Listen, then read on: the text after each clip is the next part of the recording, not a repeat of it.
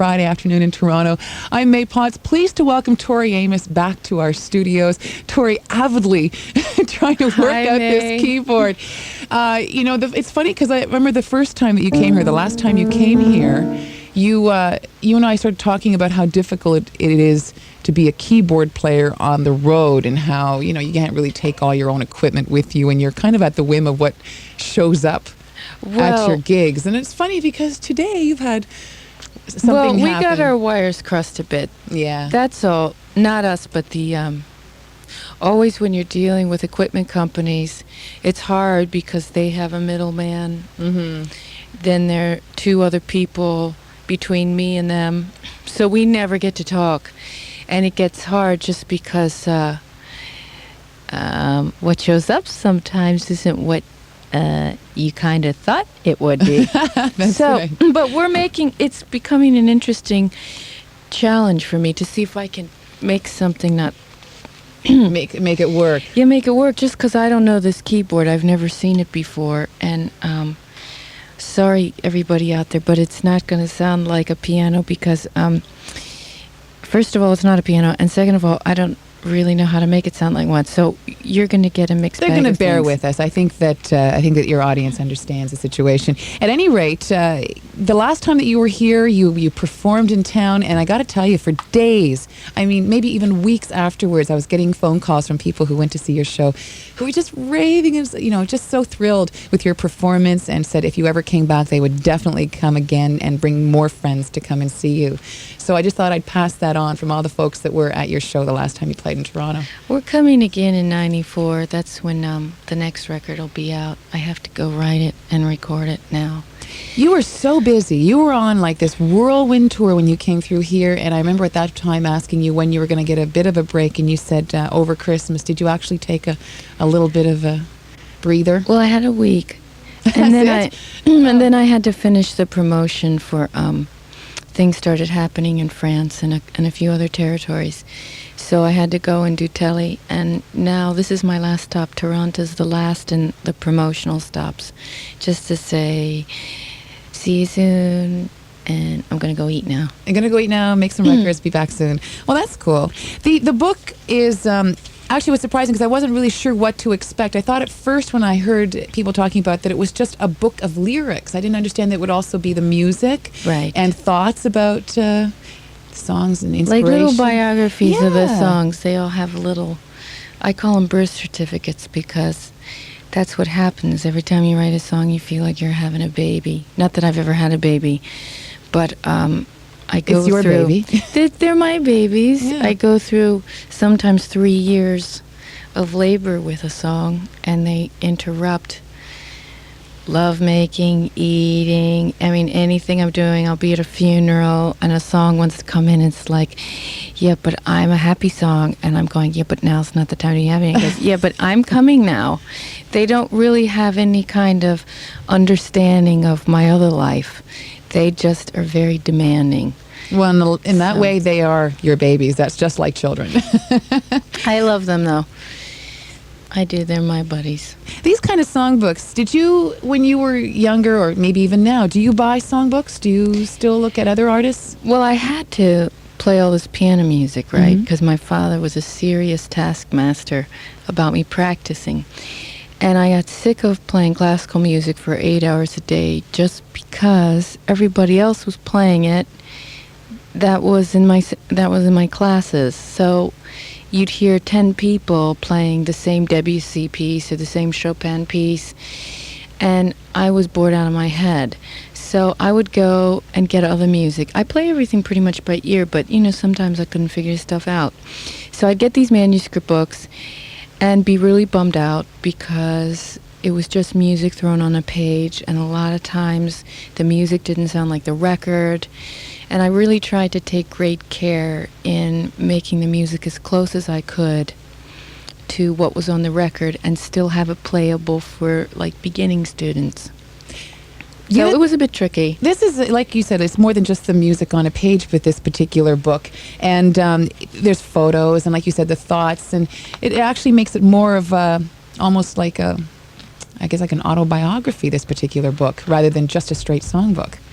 I wanted people to feel like they had an inside view of where the songs come from. And a lot of people are songwriters out there, and a lot of beginning players, I think, should work on their own stuff too. And I was hoping that it would encourage people to go inside themselves and understand the creative process. And it's not weird. Anything you want to do is not strange. And just because you can't sing on key doesn't mean anything. Neither could Bob Dylan. So what?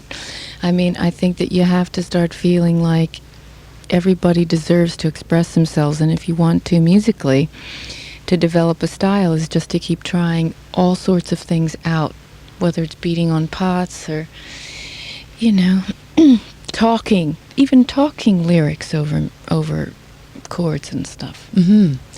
Would you like to try and play for us now? Well, we're going to try something. Okay. I'm going to play B-sides, imports from that. I don't know if it ever made it to North America, but in England I put songs that don't make the record as extra songs because, you know, they want a home too, those songs. So these are a few of those. This is called Upside Down.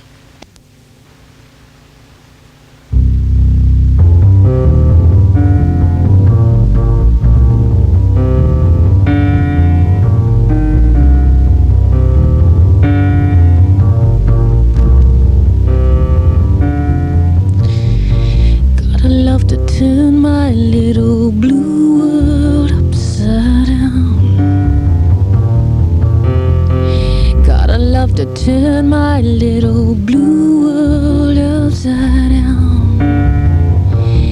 Inside my head the noise, a chatter, chatter, chatter, chatter, chatter.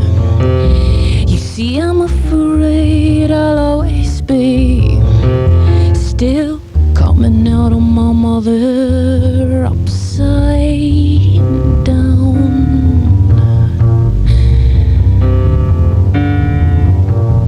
Well, don't you love to turn this little blue girl upside down? Oh, I know you love to turn this little blue girl, baby, upside down. But my heart, it says, you've been shattered, shattered, shattered, shattered, shattered.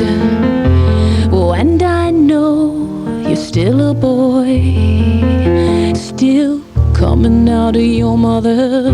But when you gonna stand on your own? I see the world is sick, you say. Tell me what that makes us, darling. You see, you always find my faults faster than you find your own. You say the world is getting rid of her demons. I say, baby, what have you been smoking? Well, I dreamed, I dreamed, I dreamed I loved a black boy. My daddy would scream, ooh, yeah. Don't you love to turn this little blue girl upside down? Well, any kind of touch I think is better than not even upside down. Oh, inside my head a voice, a chatter, chatter, chatter, chatter, chatter. A Cincinnati, I like the word. It's the only thing we can't seem to turn upside down.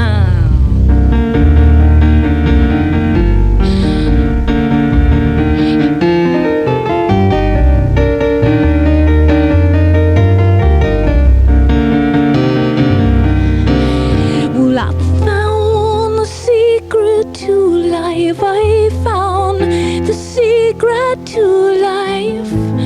I'm okay when everything is not okay.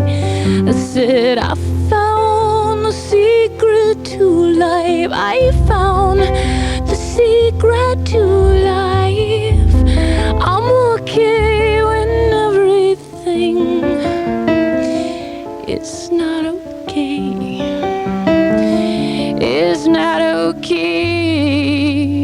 we turn our little blue world upside down. I said, don't we love to turn our little blue world, baby, upside down? Inside my head a voice, chatter, chatter, chatter, chatter, chatter. And it says, girl, you're all the same, still